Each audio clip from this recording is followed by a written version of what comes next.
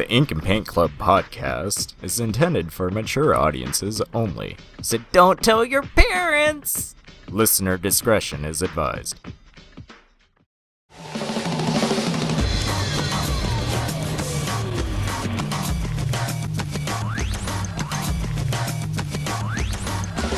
You're listening to the Ink and Paint Club podcast, your weekly home for animation reviews and discussions. Alrighty, everybody.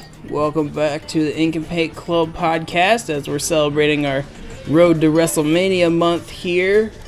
My name is JD. I'm going to be your host like every other week. And we've got Mr. Kyle here with us. What's up, party peeps? And joining us again this week is Brian. Yep. With a big bowl of Fruity Pebbles. Oh, and guys, we have one more special guest. Do you know what his name is? What's his name? His name is... John Cena! Oh, shit!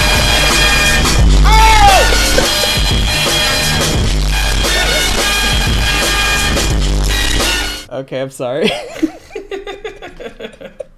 Kyle specifically asked me to do that joke last week and I forgot. The Kids' Choice Awards, John Cena? Yeah. I don't know. I saw those like on YouTube ads all week. Yeah. Alright, so, so we're continuing our Hanna-Barbera WrestleMania month, where we're going through the weird Hanna-Barbera characters crossing over with WWE superstars movies that they've been doing for the last couple years. If you didn't join us last week, we covered the first crossover with Scooby-Doo last week, and that was an event. It certainly was. It was a thing. And it just gets weirder this week, because this week the WWE characters are crossing over with the Flintstones in the Stone Age Smackdown. Party! Now, Yeah. I just want to I want to say up front that my biggest hurdle with this movie was getting used to the Flintstones in modern animation. Cause like Yeah? because I never stopped seeing Scooby-Doo animated over the years. Like, it's always been consistent, so it's like I know what modern Scooby-Doo looks like animated. I don't know the last time I saw a new Flintstones thing, so like seeing it with like this really clean, updated animation was just like, it's nice, I like it, but it's just like I had to get used to it because it's like I've never seen them move like this before. You expect them to kind of just like have their heads moving independently of their I'm bodies still and used stuff. to like 1960s, 1970s Flintstones. Back when they were still hawking cigarettes and shit. What was that? What was that jingle? It was like something about Charleston's or something. Yeah, like cigarette should. Or, Yeah, good times, everybody. Oh yeah, Winston is good like cigarette should, or something like that. And they're making Wilma and Betty do the chores. Because, misogyny was okay. It was. I think. I think the last thing that hacked like Flintstones media was there was like a Craig McCracken like special that they made called like On the Rocks or something. Oh. Yeah. I never saw it, but I saw like clips, and I think it was like a lot more adult than what you would expect. It was like the late 90s, early 2000s. It was actually done by the guy who did The Loud House, Savino. Oh, really? Yeah. But yeah, they've never put it out. You can find it online pretty easily, but you can only find like the really bad TV rips because it only like aired on TV a couple times. Weird. But yeah, so this week, I don't mean to butt in. I actually really did want to like commend the animation. I thought it was pretty good. Like there were a lot of drawings that I thought were like really funny, particularly like during some of the fights and stuff, but you could tell they had a lot more freedom with this than they did probably on the Scooby-Doo one. Mm-hmm.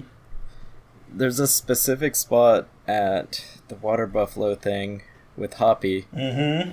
I think it's the first thing that you see where he's punching around and like jumping up and down and stuff. But I know Sean Dickinson animated that part. Oh, and it's very like him. Yeah. So I know a lot of famous, I guess, somewhat famous animators had worked on it. Well, it shows through because I think I that particular scene really stood out to me because I was sitting there going like, wow, these drawings are like really funny. Yeah, and you can look at his comic like Schitzels and you can see like his poses and stuff, key poses, whatever. It really matches up with his style. Yeah.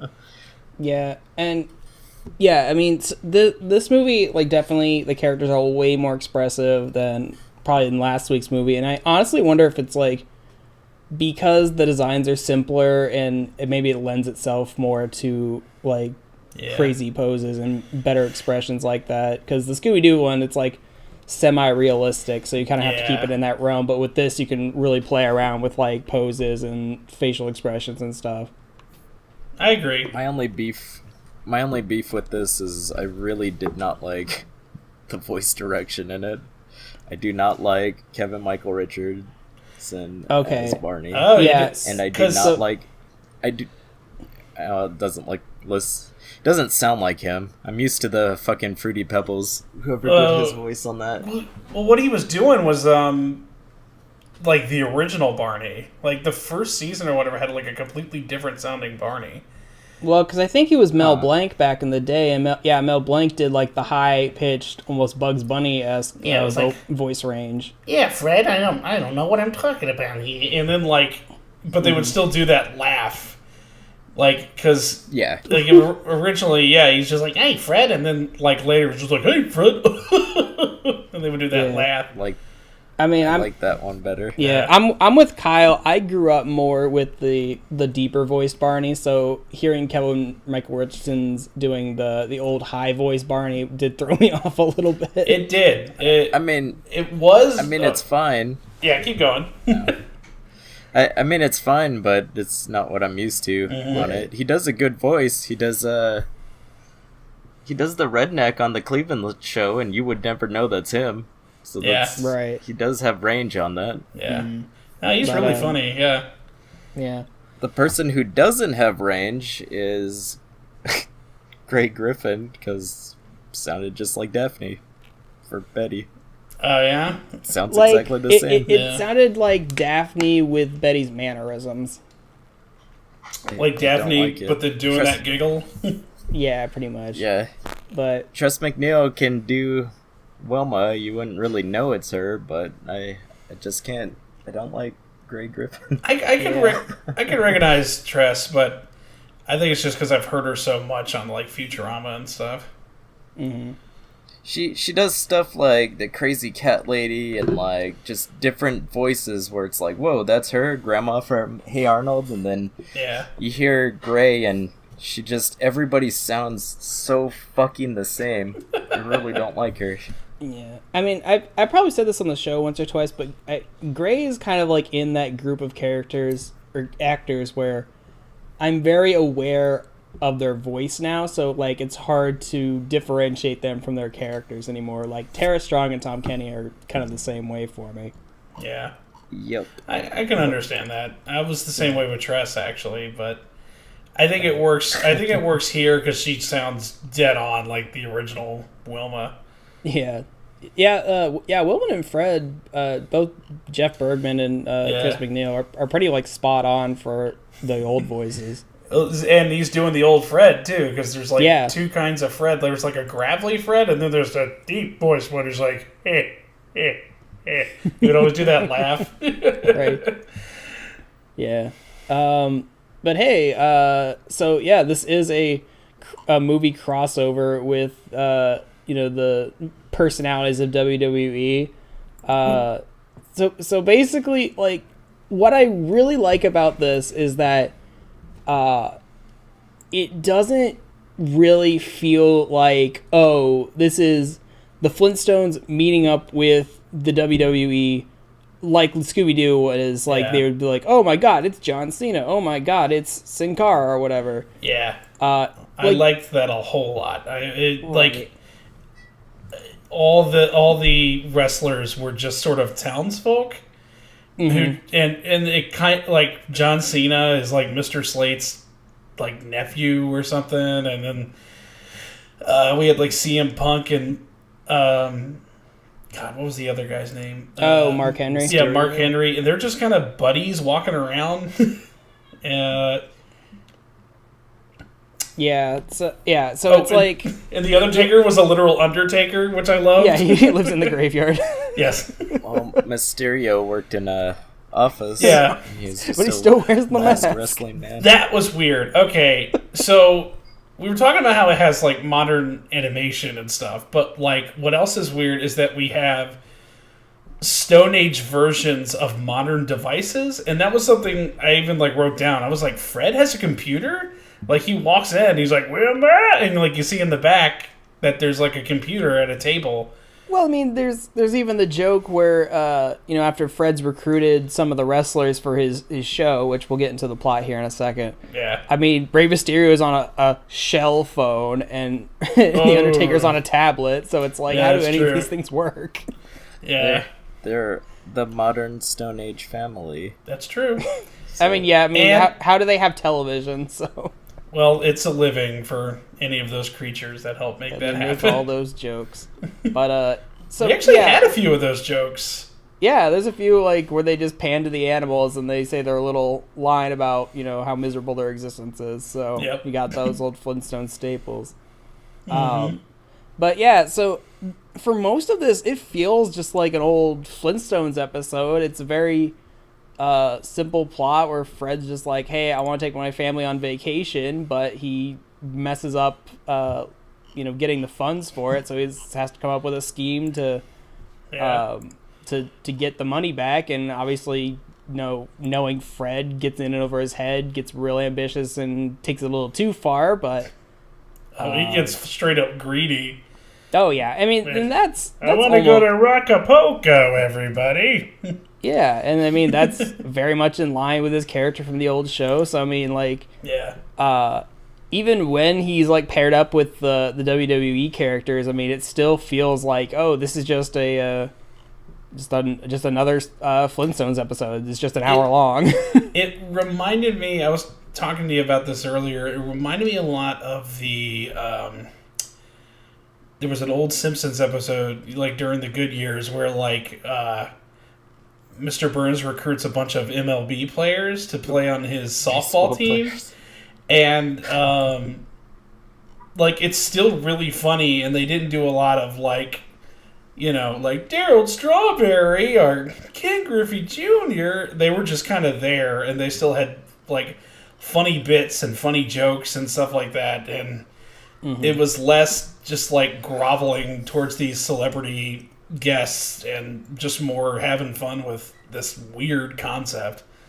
Yeah, and I think that's the best way to handle celebrity cameos. It's just like, anyone watching it is probably gonna know, yes, that's them, but like, it's not like the last one where they like really made you hyper aware that like, these are the WWE people, these are who all these people are. It's like, this one is just like, they're just people in town, but they just happen to be celebrities. Well, that's the thing; they're not celebrities. They're they're celebrity cameos, but like in the world, they're just regular people. So it's not like they're just regular buff people. Just regular buff people walking around in masks and tights for reasons unknown.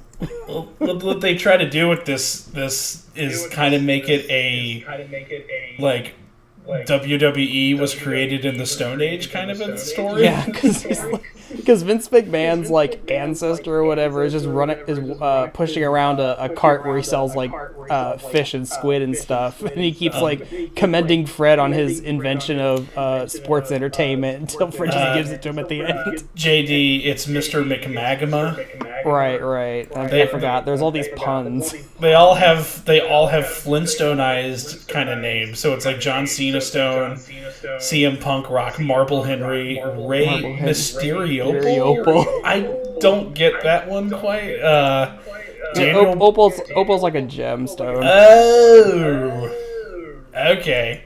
Then we got the Boulder Twins, Daniel Bryrock, who's there for 5 seconds.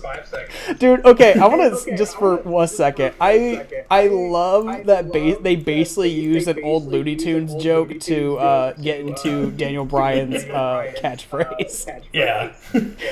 Because Daniel Bryan's thing is he just like points to the sky and keeps chanting yes, and they have to do like a Bugs Bunny pronoun trouble joke to get him there. Yeah, they're like, he's like, no, I don't. And John Cena's like, yes, you do. And I like he even stops, looks at the camera to like, this is what we're doing, and then looks back.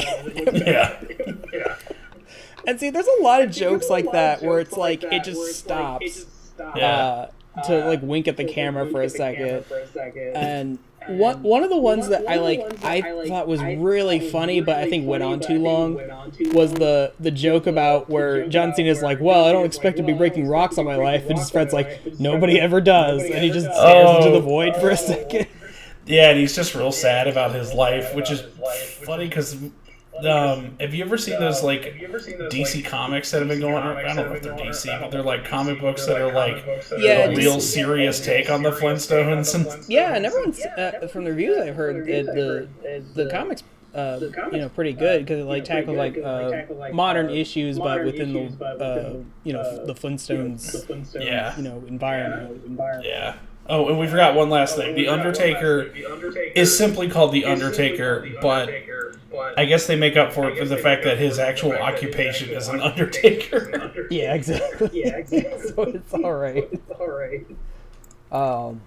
He also has three lines in the movie. Yeah, he kind of just grumbles a lot. Mm-hmm. Which, that's the thing, like, for him and like a couple other characters, like I wasn't entirely sure if it was actually their WWE personality voicing them, because I obviously don't know what the Undertaker actually sounds like, and I thought Rey Mysterio almost sounded like Carlos Alazraqui at points. So. That's a good question. I don't know. I mean, in the credits it says that they are, so I assume that they are. Yeah. But Kyle, you've been pretty quiet. How are you feeling about this? I don't know. I don't want to use the word cute, but I thought it was kind of a cute movie. I think it's a fair word to use. Yeah. It's like making the best of sort of this strange situation. Mm-hmm. Like, and I feel like it's almost they got all their like sort of like what's starstruck out of the Scooby-Doo one where we had all these characters just sort of like, hey, it's this guy, I love you guys, to now it's just like, let's just have a lot of fun with this like weird concept, because it's like they want us to keep going with these crossovers. Like, what can we do to like have fun with it?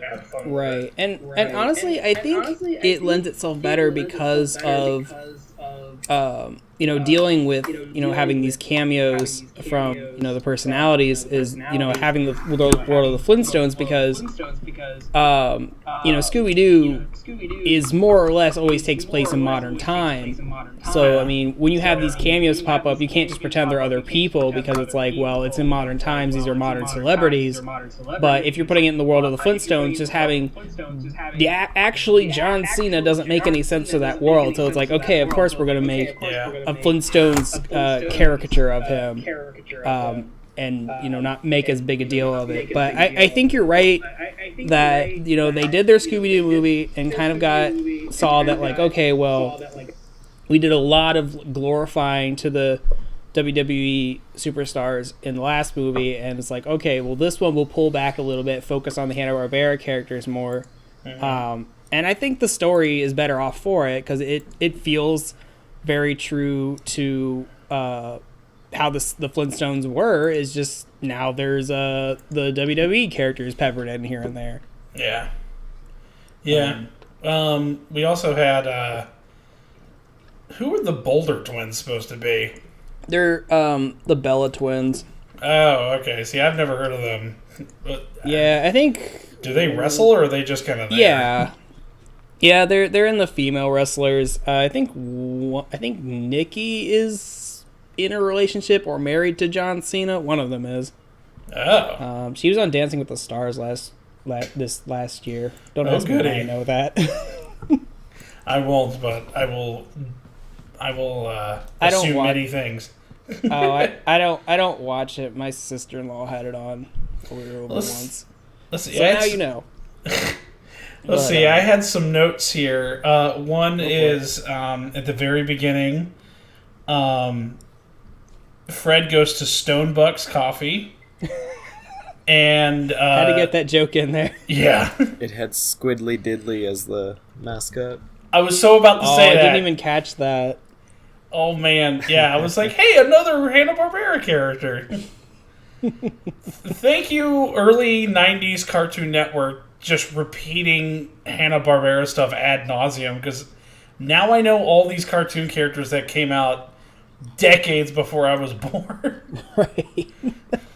People wouldn't know who Peter Potamus was other than Harvey Birdman. Exactly. We wouldn't. We wouldn't know who Harvey half the Birdman Hanna-Barbera is. characters I do because of Harvey Birdman. I remember watching the old Harvey Birdman cartoon way back when, because it was just, again, they would play just Hanna-Barbera shorts just all day before it was way before they got Dexter and Powerpuff Girls and all that kind of stuff. when Ted Turner started Cartoon Network, he just was licensing stuff. It's we're just gonna play cartoons all the time, or we're just gonna get everything we can for cheap, and that's why we got all the MGM stuff, and that's why they got all the Looney Tunes and all the Hanna-Barbera stuff, and we're just gonna put that on because it's cheap. Birdman is a 6-piece chicken McNobody. I love when that joke goes around. Good one. Let's see, what else jokes? Let's see, we already talked about Barney's voice, Fred owning a computer, how much we like the drawings. There's this one scene where all the wrestlers are there, and they're getting ready to go out onto the ring, but they don't have any costumes on. Mm-hmm. And then Fred finds a bunch of old costumes and a wardrobe just sitting there, and he goes up to Rey Mysterio and rips off his sleeves, then his coat, then his pants. How did you know I was wearing trunks? It's it was so bizarre because it was just he's wearing these red trunks, and Ray's just how'd you know I was wearing those? And Fred just goes, I didn't. And so I'm just so Fred just fully intended to rip this man's clothes off. And see, it's stuff like that where it's there's a lot of vaguely adult jokes in this, and I mean that's very much in Flintstones, because Flintstones wasn't a kid's show; it was a primetime sitcom. Yeah. So I like that they didn't play this down for kids entirely. Yeah. There's still some adult jokes that will, and if you're watching this with your kid, you're still gonna laugh at. Yeah, I'd say the WWE stars being involved is probably more kid, quote unquote kiddie, than the Flintstones being there. Yeah, you get the WWE in there for the kids, but you use the Flintstones stuff as a nostalgia thing for the parents that are buying this thing. So, but keeping it in line with the old humor and stuff, still. I don't even think parents were alive when that was originally aired. Yeah. But I mean, nowadays. Well, Ryan was saying, parents nowadays, the people that are our age or just a little older, I mean, they grew up on Cartoon Network and having them replay all that old stuff all the time. I mean, anytime I had Kids just know Flintstones through push pops and exactly vitamins and exactly. Yeah. I eat Flintstones vitamins. Do you remember when they had a couple of shorts that were starring just Dino back in early Cartoon Network days?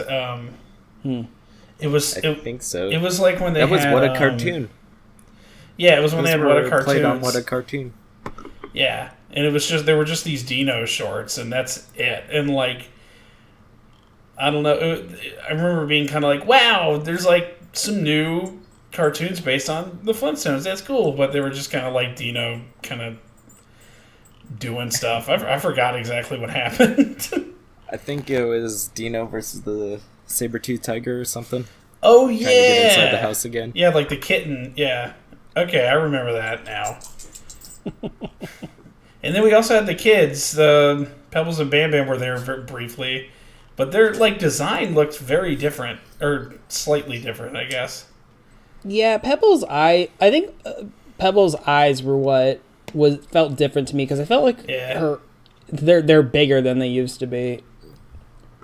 Do you remember the series where they were like teenagers? Vaguely. Yeah. Late 80s, early 90s Hanna-Barbera is interesting. Well, there was that, and then there was a Fred and Barney series where there were cops, and for some reason the Shmoo was there. That white ghost looking cartoon character that had like, he kind of looks like a bowling pin with a mustache. Oh yeah. You know what I'm talking? I think he's like a European like thing.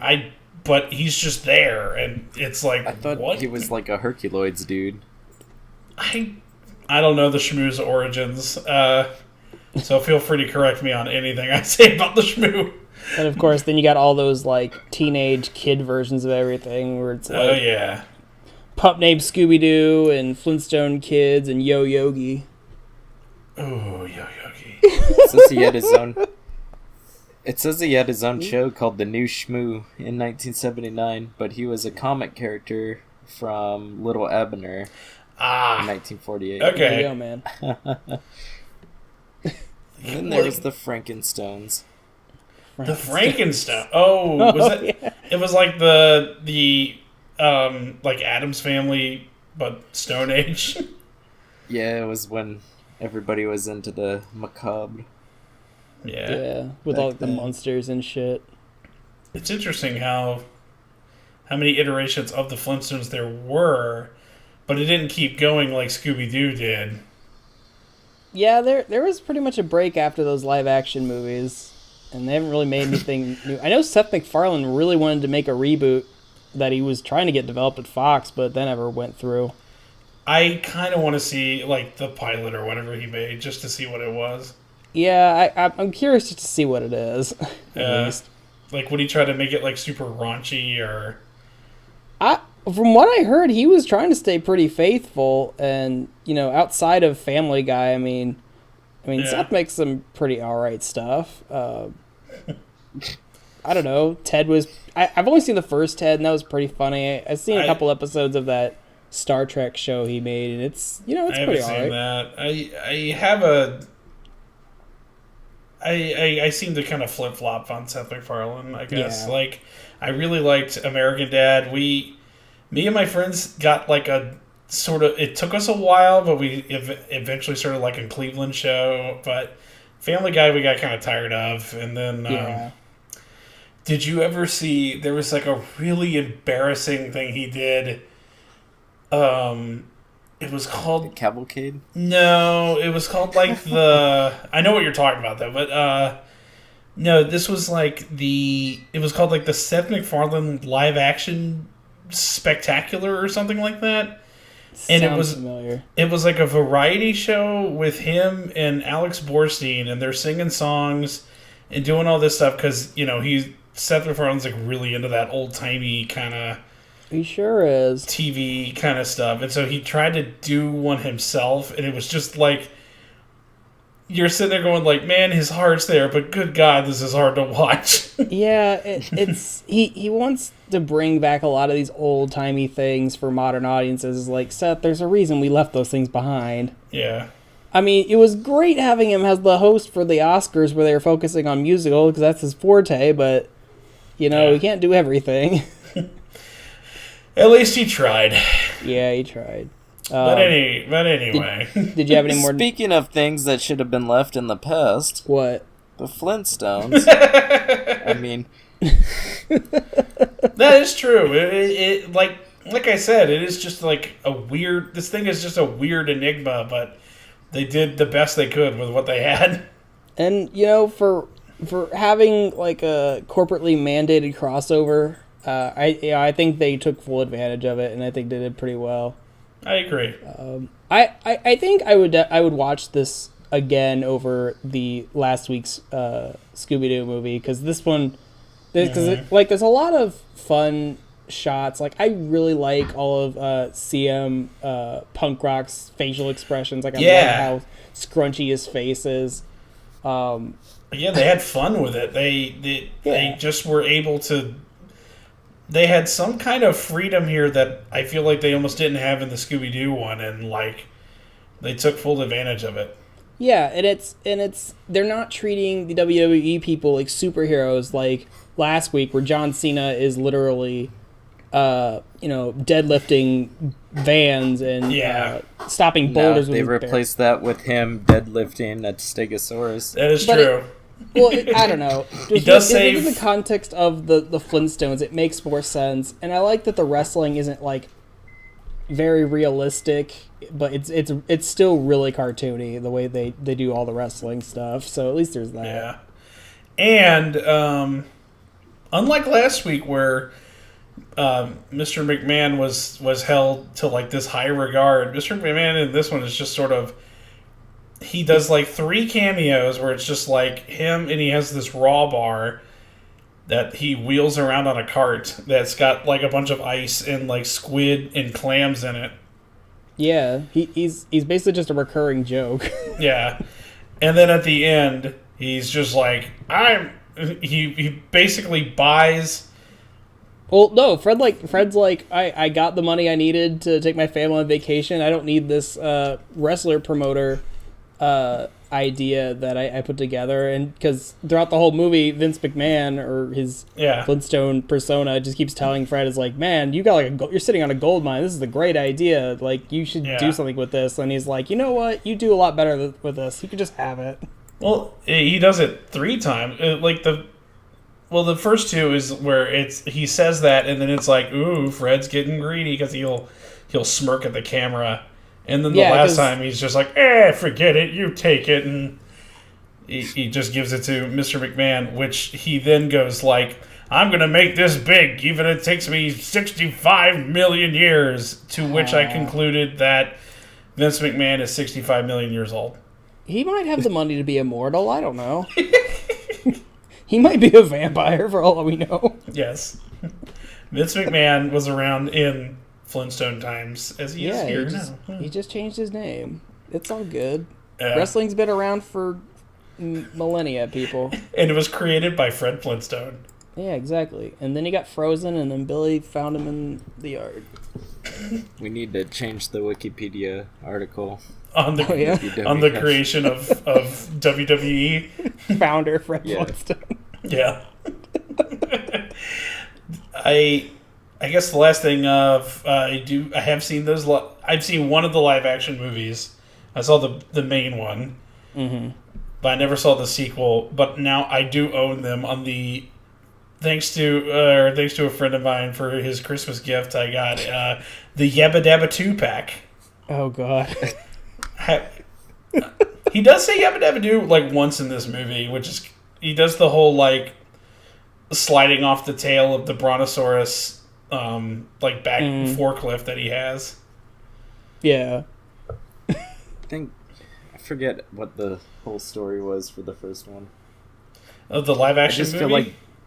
I just feel like both of them had the same story in a sense, but it was like, oh, this one's Vegas now. I never saw the second one. It was like a straight to video thing. I think the first one, it had Halle Berry in it. Like I think it was before she was a Halle Berry, though. You know what I mean? Yeah, it was really like early. Evil real estate guy, and then evil Vegas guy. Like Roger Corman's there as a bird. And Rosie O'Donnell cameos as a octopus. Well, Rosie O'Donnell's Betty in that movie. And the second one, she's an octopus. Oh, Weird. I might have to watch the second one now. Okay, then. No, I don't. No. I say that, but I won't. Yeah. But do you guys have any final thoughts about this wrestling movie? It was great. I think I would say it's a lot better than it deserves to be. Yeah. I think that is a great way to sum this movie up. It is more well produced and way more funny than it has any right to be. Yeah, because it just I remember seeing, the promotions for this when it came out, and I was just like, ooh, that looks like dog shit. I'm never gonna watch that, and here I am talking about it with. Isn't that your thing though? Don't you love awful movies? I do love awful movies. That's very true. So I don't know why it took me so long to watch this one. You've got a point. But I mean, I'll say this, that Warner Brothers Animation, especially these days, like no matter what the crazy idea that they have, I mean, I think they do like a really good job with animation and the kind of stories they tell, because it's like I agree. Mike Tyson Mysteries is animated by Warner Brothers Studios. And there's no reason a show like that needs to be animated that well by that kind of prolific of a studio. But goddamn, is that show good? I haven't seen that, but I know. I love Mike Tyson. I've seen the commercials, so I know what you're talking about. Like, it's so dumb. It has the same style as like their modern Scooby-Doo stuff. Yeah, exactly. Yeah. But it's like, obviously there's some money put into it, and it's just this dumb Adult Swim show. It's like, yeah, but it's a Mike Tyson mystery show. Yeah, it's one of those things that like a lot of their output has, I guess I would say, like a very strange or hard to kind of swallow package. For instance, like the Lego movie and like the Storks movie that came out, like, yeah. To me, those things were kind of hard to, like, you look at it and you're just like, whatever. But then I actually see those movies and I'm like, whoa. Like, the Lego movie was phenomenal. And then, like, the Storks movie I thought was hilarious. And I'm just like, yeah, like, man, really? Yeah. Like, you expect it to be just sort of this piece of crap. But, like, no, it's really good. And yeah, I mean, that's the thing, because, like, all the trailers for Storks just made it seem like, oh, it's going to be this generic kids movie, and in some parts it was, but I watched it on a plane and it's like, you know what, I don't know why I always waited to watch this so long, and that is the only reason I have some hope for Smallfoot that's coming out later this year. That looks interesting. It looks interesting. It looks interesting and kind of dumb, but the animation looks funky enough that I'm kind of into it, and I might go see it, because it's like Warner Brothers surprises me with selling me a concept that normally I wouldn't be into. But that's a good way to put it, and that's a good way to put it with this Flintstones crossover too. Yeah, exactly. So, if you're feeling a little hesitant when you see Flintstones meeting John Cena and all the other WWE characters, give this one a chance. I think you might be surprised. It's pretty funny. If the animation alone, I think, is worth it, and it's very much in the spirit of old Flintstones. So I think, at least for that, I think anyone going into this will enjoy it. So good job, Warner Brothers. I'd say animation-wise, it is TV animation, so don't expect it to be like Disney smooth. But no. But the drawings, like the key drawings, are really funny. And I mean, it's the Flintstones. You don't need a lot of like over the top fluid animation for it. Nah. It's good, but it's definitely miles ahead of like the stuff that was coming out in the 50s and 60s. Yeah. I did notice though that like the 50s and 60s stuff is like really dull, and I mean in terms of like the colors. Yeah. Watching this, we have like neon green like dinosaurs walking around and stuff, which was, I would say that to me that was like really the jarring thing. It wasn't so much the animation itself; it was just like, oh my god, everything's so bright now. We have a modern color palette now. Yeah. So yeah, awesome. So Kyle, any other thoughts? Kyle? I thought it was weird that characters had tattoos. Yeah, that is the one thing there. Yeah, because CM Punk has a lot of tattoos on it, so it seems kind of weird that he's just walking around as a regular person with all that on him. But yeah, you and haircuts. You just kind of roll with it. I'd say Marble culture. Henry looks the most like a caveman. Yeah, But I think that's just how they drew him. yeah. Because he's got these long dreadlocks. And same with The Undertaker, but Undertaker's got like a modern trench coat and hat on, which is weird. Yeah, it's some outfits translate a little better than others, but Yeah. you know. But so yeah, that's the Flintstones WWE Stone Age Smackdown. So we've got another crossover movie in the bucket. So make sure you tune in next week where we're continuing our Road to WrestleMania month, where we're gonna be going back to Scooby-Doo, where it's Scooby-Doo and the WWE and also Death Race, I guess. So we'll see how that goes. That looks baffling. I probably won't be around for that one, but I might make a comeback for the Jetsons one. After seeing this one, I'm very curious about the Jetsons one, so I'm optimistic. Well, a big difference, because I went ahead and watched the trailer for the Jetsons one, and a big difference is like, well, in this one, they made all the wrestlers, sort of caveman around that time. Mm-hmm. In the Jetsons one, they're literally those people, and they're like time traveling or something. There's like time travel, and like I think someone's frozen who's like the villain, and it was the Big Show. Yeah. I've already watched it, and it was not fun for me. Well, I did not like that. Well, one. you save that for a couple weeks, Kyle. So we'll get to that.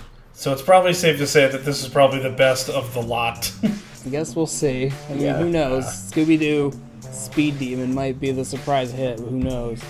But Awesome. All right, guys. Cool. Well, thank you everyone for listening. Brian, thanks again for joining us. You're very welcome. And to everyone listening here, we'll catch you all next week. Marty, my pebbles! I can't do it. Terrible. Thank you for listening to this episode of the Ink and Paint Club podcast. Be sure to subscribe to the channel so you can catch a new episode every week. Also be sure to follow us on our Facebook and Twitter so you can keep up with the show. Links are in the description. We'll see you next week.